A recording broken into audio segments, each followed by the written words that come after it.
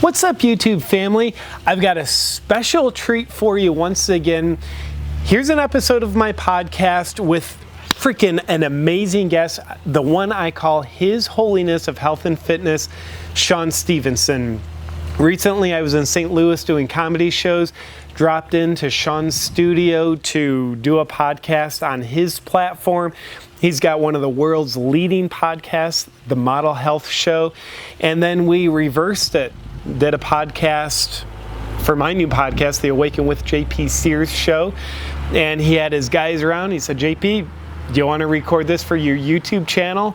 And I said, does the Pope poop in the woods? And he said, I really don't know, JP. And I said, well, in that case, yes, I do. So I want to bring you this special treat with honestly a freaking very special guest, very inspirational person who is wise as hell. His brain is so sharp, his heart is so wide. So without further ado, the man behind the Model Health Show, one of the world's leading podcasts, Shawn Stevenson, and I drop in for a woke AF conversation. Enjoy.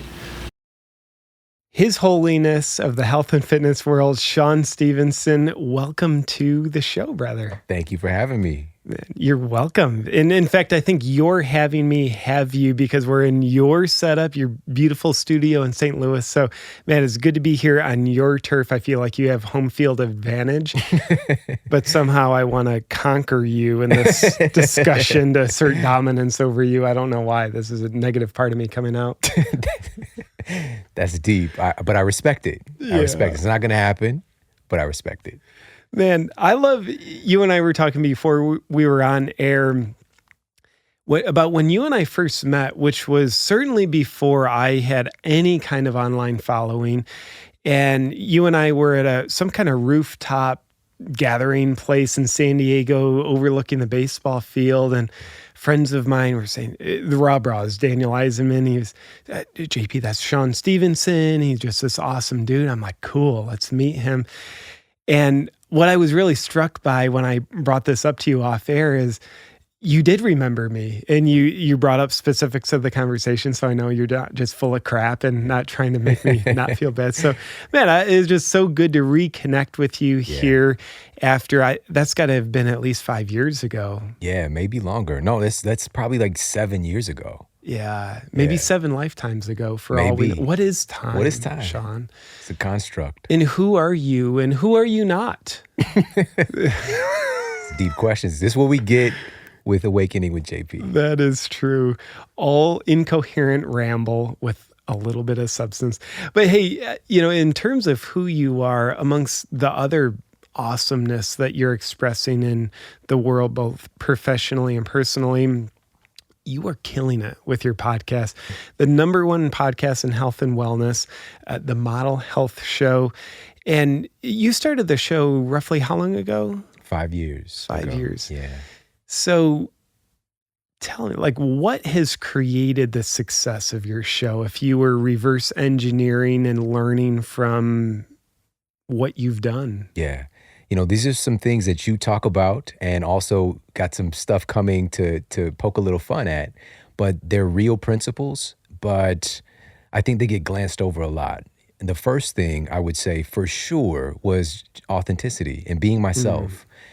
When I started my show previously, when I met you back in the day, which I share with you that I immediately remembered you, and I knew that there was something special about you. You hadn't done any, the big stuff that you've done yet. But I remembered you. It was a very memorable moment. And I was working on a friend's podcast. It was kind of the face of their brand. They had all the infrastructure and it was awesome, but I was not taking care of my own, my wife wanted a purse. Right? I was not able to get that purse, just basic. No, she wasn't into purses then. But I wasn't building my own brand and being 120% authentically myself, which kind of nagged at me a little bit. I was more and more being myself, but in my field and knowing how a conversation from me could potentially change somebody's life in a very big way. We're talking potentially reversing insulin resistance or having the opportunity to prevent some unnecessary surgery or Alzheimer's, whatever the case might be. And so I was taking the approach of being very intellectual and scholarly in my communication. So I was holding back. And did you ever wear like the robe and the white wig to really play the scholarly part up? I did wear this polo shirt and some these khakis, and I wanted to punch myself in the face. You must have looked so smart while feeling so terrible. Oh my goodness. And so when starting my show, I didn't know that I was doing it at the time, because I'm just like, this is me. I'm sharing myself. I'm going to share this information, and however people take it, I know that it's going to connect because it's very special and unique in the way that I'm doing it. I live by this statement from Einstein, which he didn't tell me himself. He didn't. No. You didn't have that networking relationship with Einstein? No. I could make a call and connect you. And it's this statement that if you can't explain it simply, then you don't know it well enough. Amen to that. And so many people in this space, and I saw this when I started my show, there were podcasts that had incredible information, especially like if you just want to nerd out with data, but they were overcomplicating things. Yeah. But my brain, because I trained myself to think this way, I'm immediately listening, thinking, well, how can I teach this in a way that makes sense, right?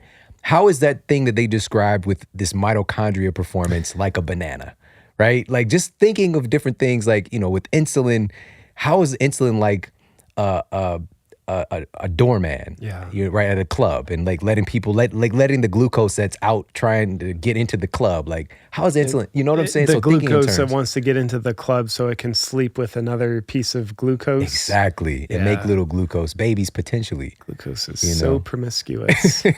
I love watching glucose porn, by the way. So from there, just the authenticity piece was just the biggest thing. And I wish more people would really embrace this and understand how this is the one competitive advantage that you truly have today, because people can copy your information, but they cannot copy who you are at your core. And so that was one big piece. And that was kind of, that can be a pretty ballsy thing to do, is be yourself, and especially with my background, I'm a multicultural, kind of biracial, you're upbringing. Half albino.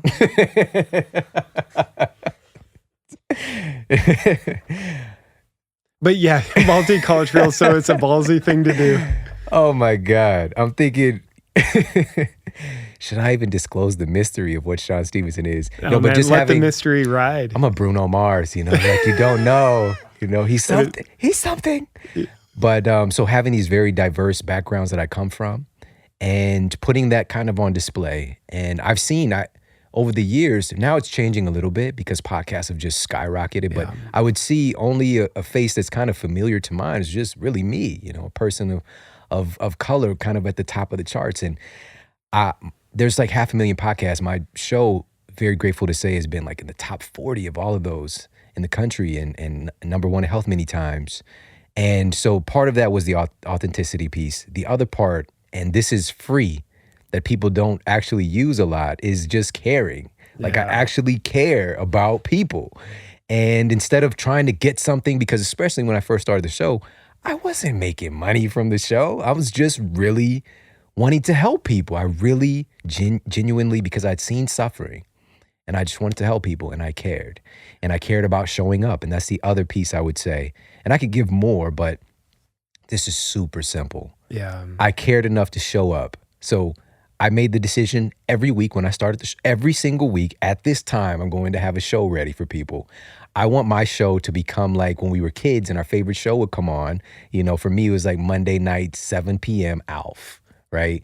Gordon Shumway, that I wanted my show to be like Alf for people in a way, And I made that dedication. And here's the thing. Most people quit. Other people that started shows before me and after me, and since that time, they quit. They might have gotten a little traction, but they weren't seeing what they were wanting to see, whatever.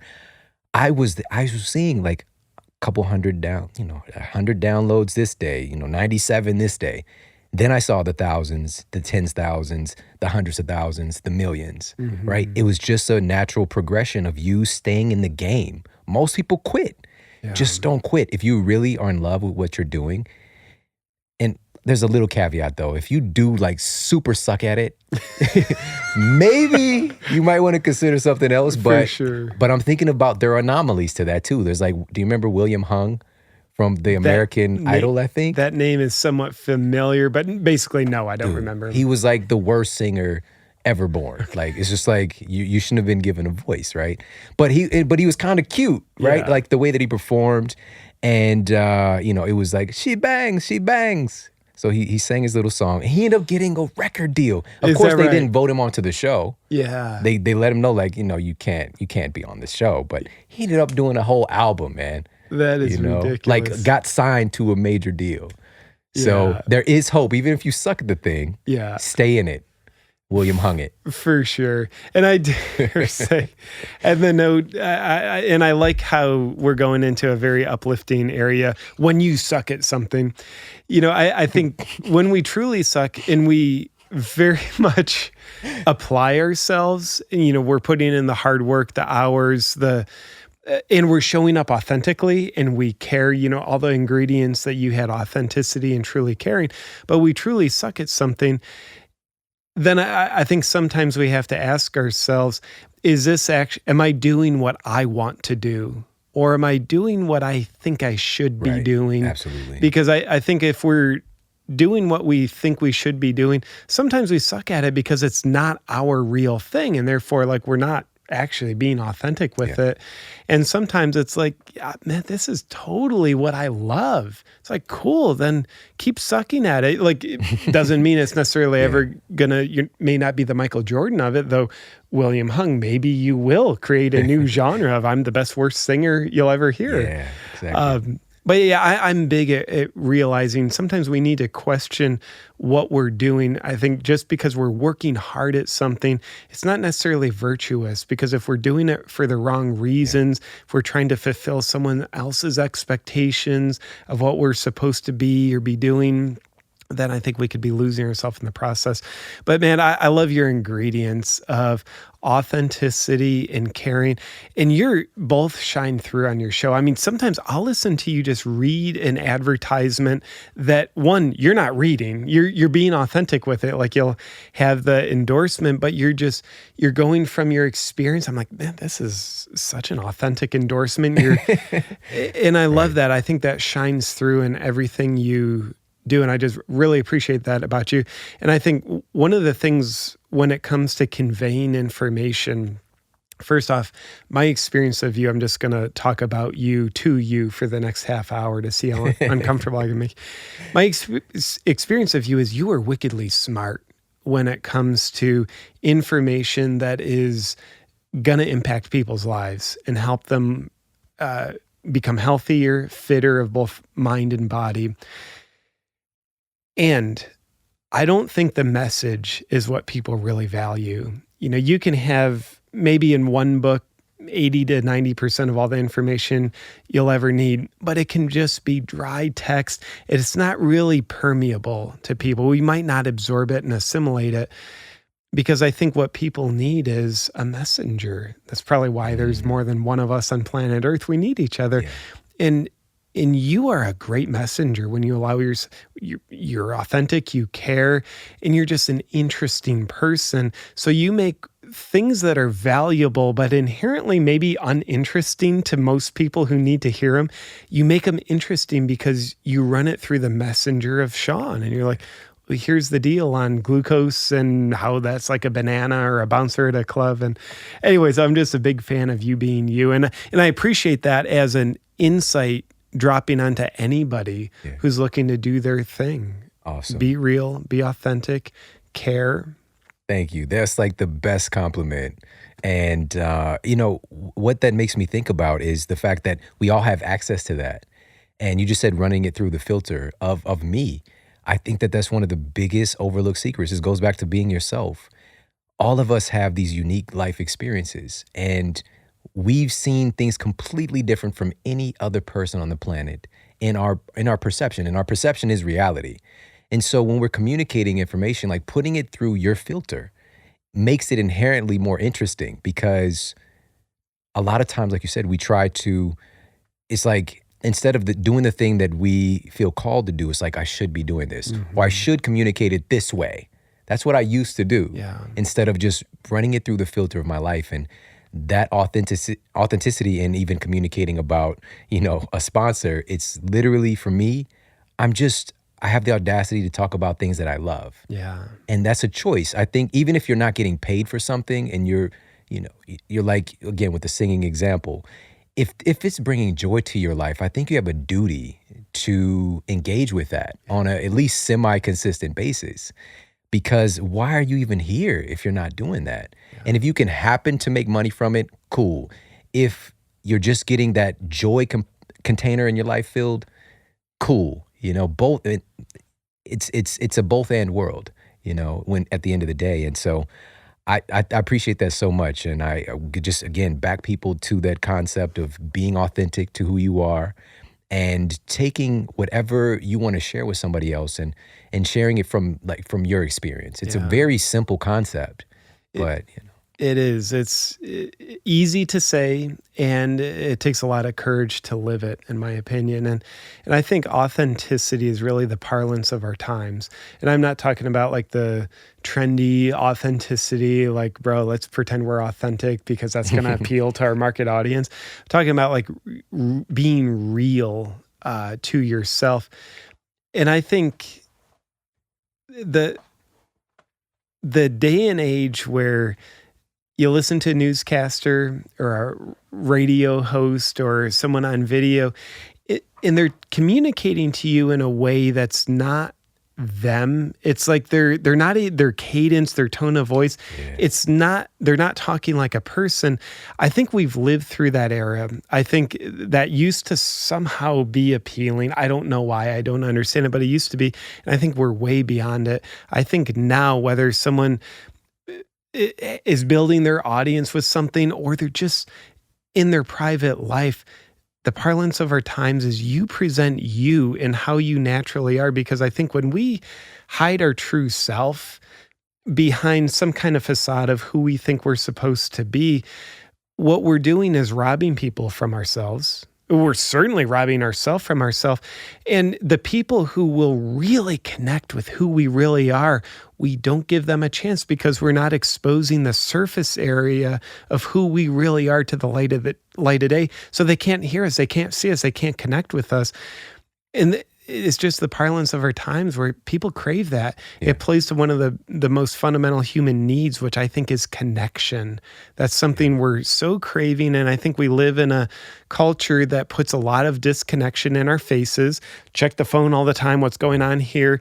And that's disconnection. Yeah. It's not real connection. So when there's genuine connection, like, wow, I'm listening to Shawn on podcast and like I'm learning a lot, but I really feel connected to. That's because he's being real, and that's, I think, what attracts people to you. So, anyway, a little soapbox derby I was just on. I'm curious, with all your success, which I think is fascinating, you got into podcasting in the early days. Like 5 years ago is sort of the early days of podcasting. It's like the Great Depression of podcasting. Yeah. You'd wait in line with your get your ration of bread. My microphone. Give me the 2 listeners today. Thank you. I'm curious, with your success, I want to throw 2 questions at you at once, however you want to juggle them. What's been the greatest blessing of your success and the greatest curse that you've encountered? Wow. That's a tough question. Okay, the greatest blessing would be I've changed. The exposure. I had what I call lone wolf syndrome. And I was very much like, I'm going to change the world. I can help these people. These other people aren't necessarily doing it right. And just very standoffish about working with other people and allowing people into my space. And of course, it's probably some from childhood. I was in the early part of my childhood, I was kind of like the only child. I lived with my grandmother. My mother and father, they couldn't really sustain my livelihood in a positive way. And then I went from that environment of being kind of like the only child and very loving atmosphere to like Now I'm in this space and I have a little brother and sister come along. Back with your mother and father. Yeah, yeah. Totally different environment. A lot of fear, a lot of just constant agitation in the air, you know? And so I kind of isolated myself mentally. I didn't know it at the time because I'm just like, I'm not gonna be here, as soon as I get the chance. And so I kind of isolated myself, and I didn't really know this until my little brother kind of pointed it out to me. And I had evolved since then, but I didn't look back on like, how did this happen? How did I become so, and in some ways, I would say that I was self-centered, which is just not me, not the person that I am now. But even as we talk about this stuff, and this is why I love talking with you, like it's still a part of us. It's still there to be self-centered, and also the potential for something other than is there as well. And I kind of was able to flip that switch as I rode along this path, especially when I started the show and the amazing people that began to come into my universe. And I was in their universe, and I could see like, wait a minute, you want the same thing I do, and you do it in this other colorful way that's beautiful as well. How can I complement that instead of like pushing that away? Or how can I lift that up even higher than me in this place over here, and just seeing the bigger picture, which is this isn't about me and my little life and my little self. That's stupid. It's really about something much bigger than that. Yeah. And that impact really blossomed through this process and having all of these wonderful people in my life, because sometimes don't you like good people? Like, I just like good people. they're disgusting. They're hard to take advantage of. But yeah, of course. So I good like people good who people have no reason to be good. They're just good and kind. And having more of those people in my life, and seeing that people can be kind of the way that I am, and just like, how can I serve? How can I help you? I'm not trying to get anything from you. Yeah. I just want to see you shine. I want to see you, achieve X. And so that's probably the biggest blessing, would be that exposure and really opening myself up. And now I have all of these extensions of myself in some weird way that, and also I've been permeated by extensions of other people. This is like weird, like net picture in my head right now, some Matrix stuff.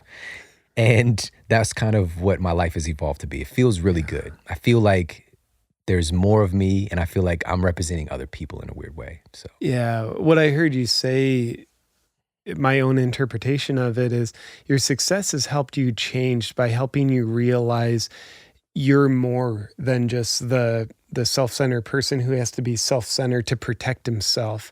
I would suspect some of what you've encountered is a lot of people reaching out, however they reach out, with validation, fascination, and love for you. And I think that kind of light can help burn away some of the borders that we build up to protect ourselves, oftentimes in childhood. Yet at the same time, those borders confine us to be a very limited version of ourselves. By having the world help you recognize you, I think is a great gift. It's part of what I'm hearing you say, because I know my experience, when I see people seeing me, I see how they see me. And sometimes it helps me see like, wow, I am awesome. Yeah. And like, I usually pretend I'm not. And you're helping me grow into my awesomeness. And anyway, it sounds like that's been a part of how success has changed you. And I think oftentimes people who aren't ready for success, it becomes nothing but a burden where people say, "Bro, you've changed." We don't mean for the better. It's like, wow, you've become more of who you are. That's awesome. And then harsh language here, but the biggest curse or challenge that's come with your success?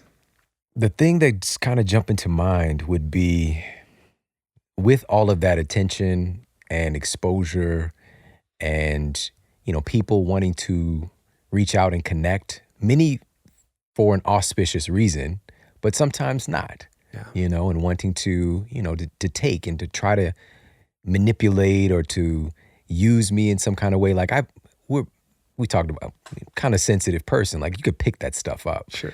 And especially the spiritual track that I've been on, And so it just doesn't feel good. And so through the process, I'd say the biggest curse has been, which I'm much better with it now, but there was a time period there that I kind of lost my sense of direction because there was so many opportunities. Yeah.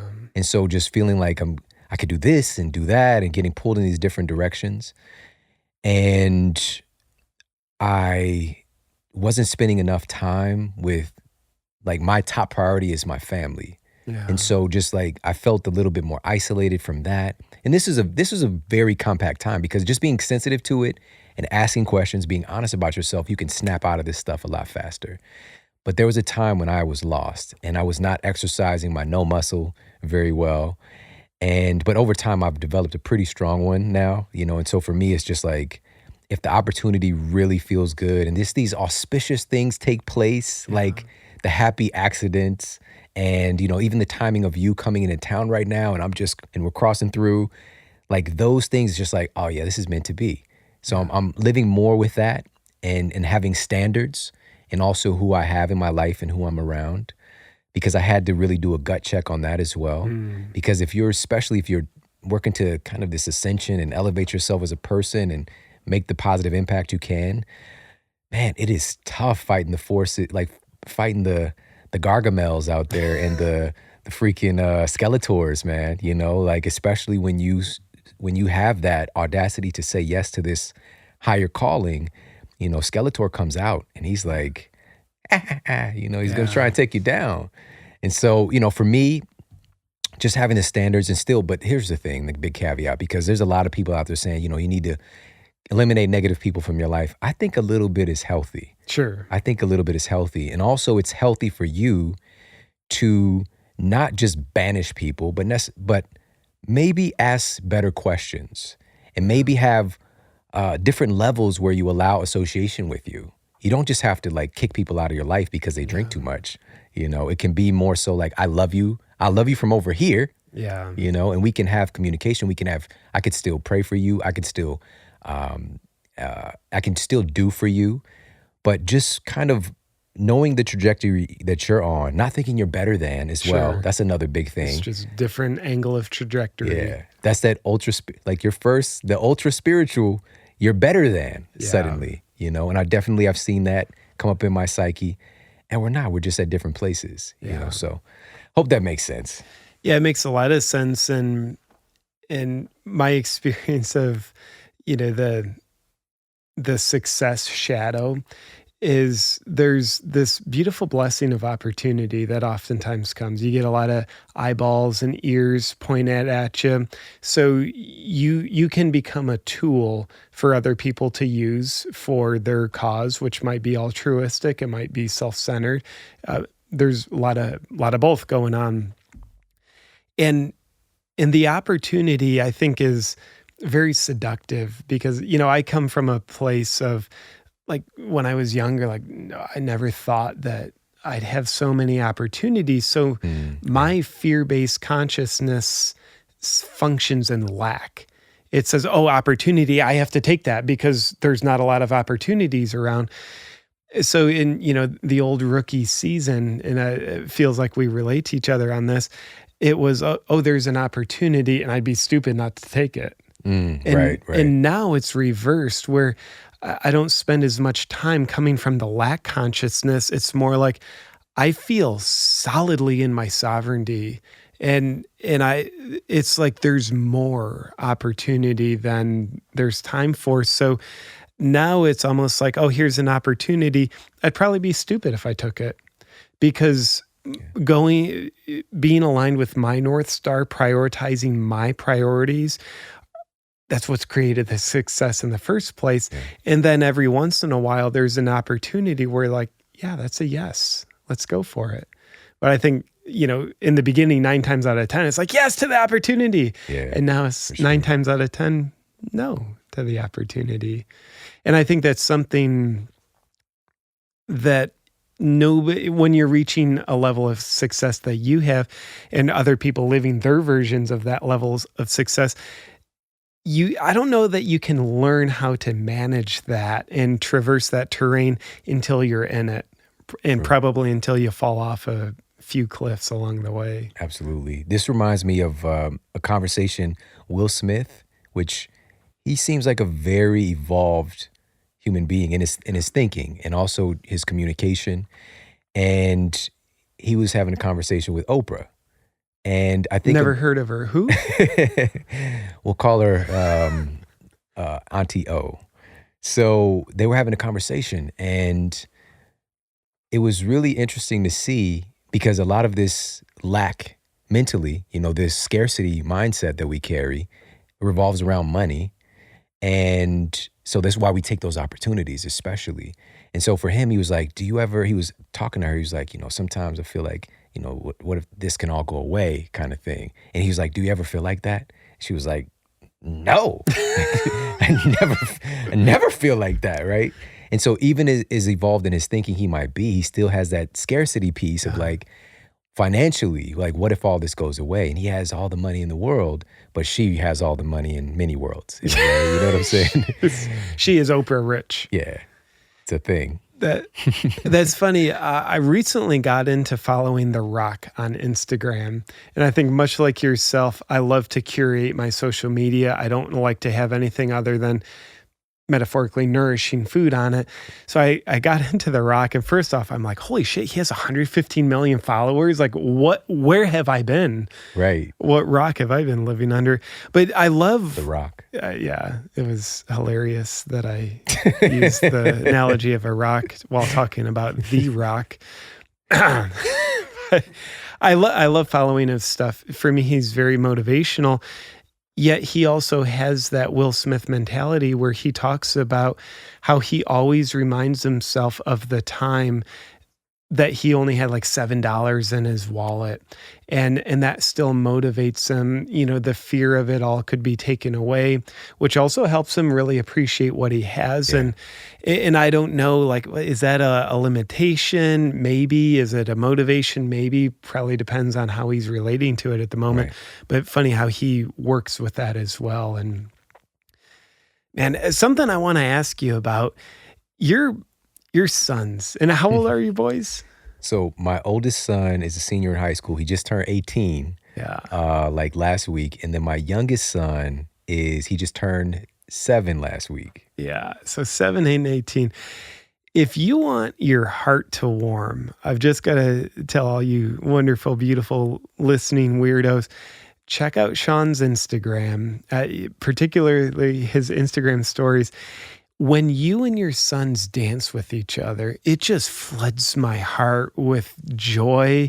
How you guys can just be yourselves with each other, how you express yourselves, and how you guys encourage each other dancing. Not to mention all of you guys, including your wife, you are freaking amazing dancers.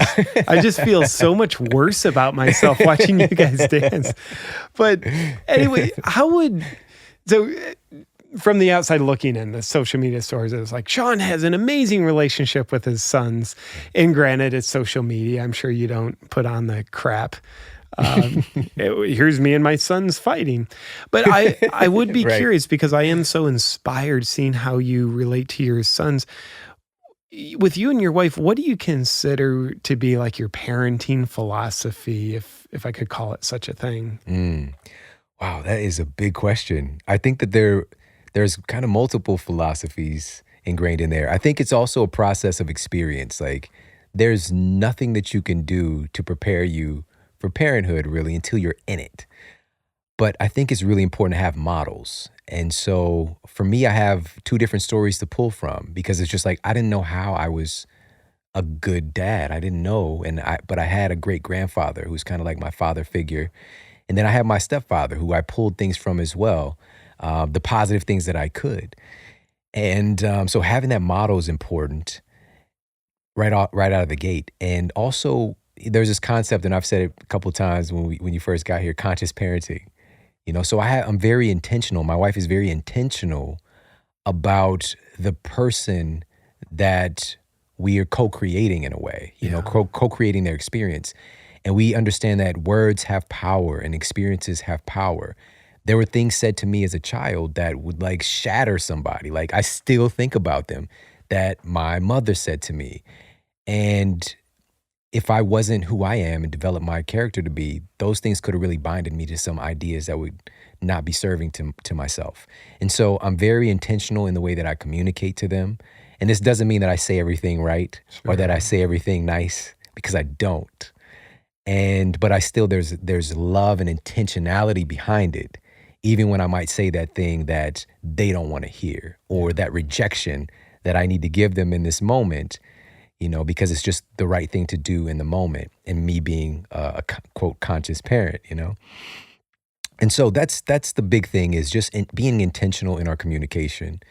And also, and I think a lot of parents miss this, we decide. We're the parents. Yeah. So we have the ability to create, it's not a democracy, it's not a democracy in my house.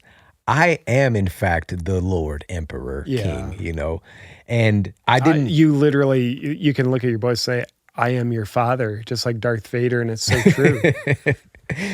But, but I'm a benevolent dictator. As soon as I started to say the words, I started thinking about that movie with Kim Jong-un. I think. What was it, The Interview? So I couldn't even get it out. I'm a benevolent dictator. But, real talk, of course, I listen to my kids. Yeah. I'm very receptive to their emotional output, so just kind of developing these traits of emotional intelligence for both of them. And that's tough, especially when you got stuff to do, to actually listen to them. And I noticed the patterns. Like my older son, he'd always want to talk at like 9:30 at night, 10 o'clock at night. He doesn't want to talk any other time, but when I'm about to get ready for bed, he comes upstairs and he's just hanging around telling me about all this stuff.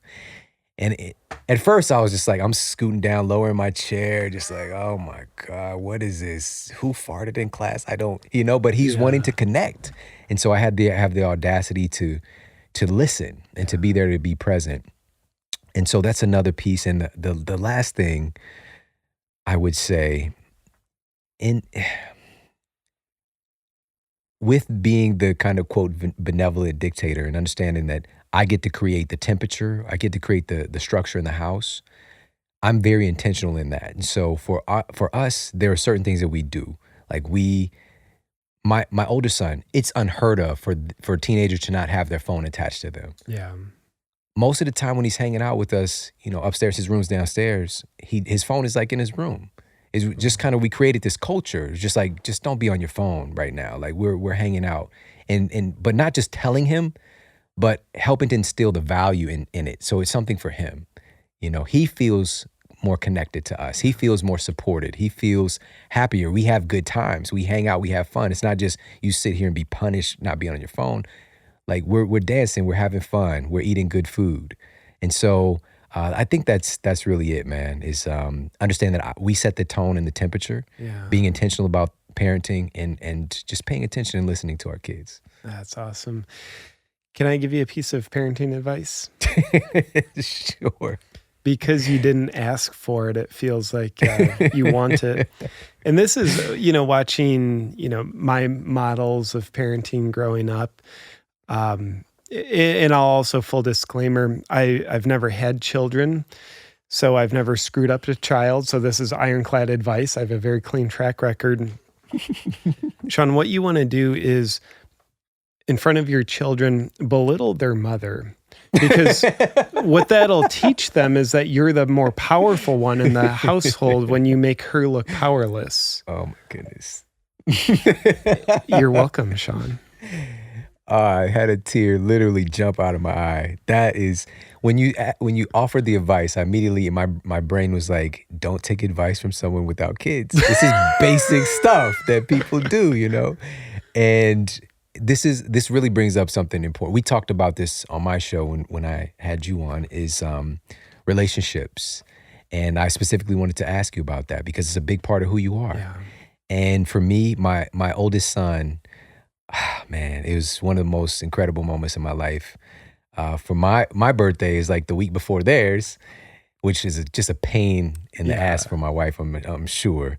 And I don't make a big deal about it because I just, whatever, it's just it's cool, but I just don't make a big deal out of it.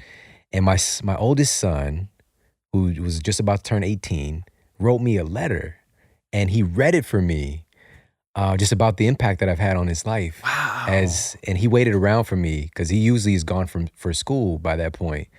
And one of the things that he shared in the letter was how I taught him how to love a woman, how to love a partner, and how to be a good man for her, and to respect and appreciate her, and keep her uplifted.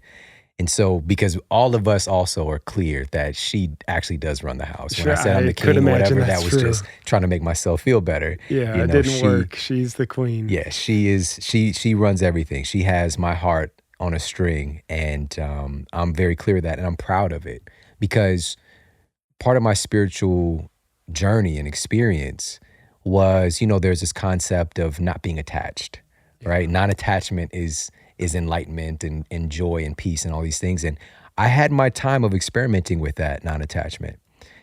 And something greater came from that, from my perspective, from my experience, to consciously decide to be attached. I consciously decided that I'm going to allow her to hurt me. I'm going to allow her to love me. I'm going to allow her to create conditions where all these different things can happen. I'm going to be intentional about it now. And I found that our love is just like exploded. It's just skyrocketed. We have this incredible connection. We've been together for like 15 years. I'm obsessed with her. Yeah. I cannot wait to see her. I don't want to do anything without her. So it's like you're stalking your own wife, but it's like somehow okay, because like, does she really know? Because that's, you're just around. And she probably said, like, babe, you don't have to look through the bathroom window at me showering. Like, just come on, like, get in the shower. That's fine. That's what we're doing here. Shawn, you're awesome, my friend. And before we wrap up, I do want to ask, you've been going around doing a lot of speaking. What is that, your own programs you're running on a tour, or are you being hired into conferences? So that was what I was doing before the podcast. I eventually evolved from running my clinical practice in nutrition to teaching classes, and then kind of doing stuff on stage. That's where the podcast thing started. Was I did a TED Talk in Las Vegas, of all places, one of their TEDx events. True story, the person who spoke before me was the mayor of Las Vegas, who he made it some kind of weird legislation. If any movies were filmed in Las Vegas, he had to be in the movie. Really? Yes. Sounds like he's not even needy, nor a narcissist. Most interesting, weird character. And I'm not going to say was a lawyer for the mob. I'm not. It's just total, just hearsay. But so he went on, then I went on, and then from there, the couple who, this was actually over 7 years ago, that approached me. They had this huge online platform and asked me to kind of be the face of their podcast. Was from that. So I've been doing this for a while, and I love it. It's definitely one of my top 2 things as far as my career, because of that impact, being there in the room with somebody. I don't think you could replicate that. And so today I used to do my own events. I don't want that kind of headache, but now I do have great people on my team that could be easier. But so now I've actually come on board, and I work with who I feel is the very best speaker who's walked the planet, is this guy, Eric Thomas, aka E.T., the hip hop preacher. He's like the most viewed motivational speaker in that whole thing. And, coming on board, I have a different message and different tonality. Sure. And it's stretched me to become greater, but at the same time, it's put me more in my sense of self and what I do well. And so we do events together.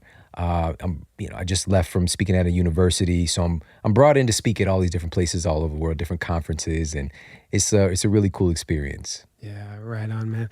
Well, keep doing your thing, and I want you to know I'm very grateful that you are unapologetically shining your shine, that you have the courage to continually be yourself to greater degrees. I think that's inspiring, along with the illuminating information that you convey to millions of people around the world. And where's the best places for people to find you, my friend? Awesome. Well, where people are listening to this incredible podcast, they can find my show as well. It's called The Model Health Show. The Model Health Show. And we do master classes, on particular subject matters. And I think people will really be blown away. And also my home online is themodelhealthshow.com. You can find all my social media there.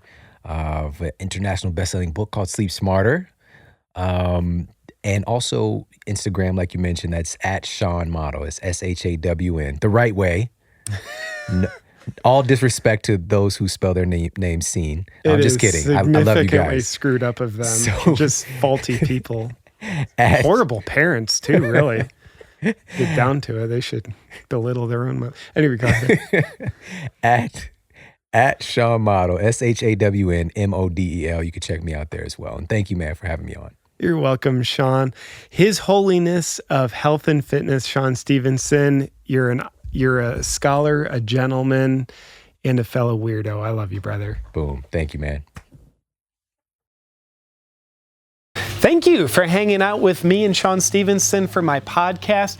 You can subscribe to my podcast on iTunes or wherever you like to hunt and gather your podcasts. I have new episodes coming out each and every week, every Awakened Wednesday.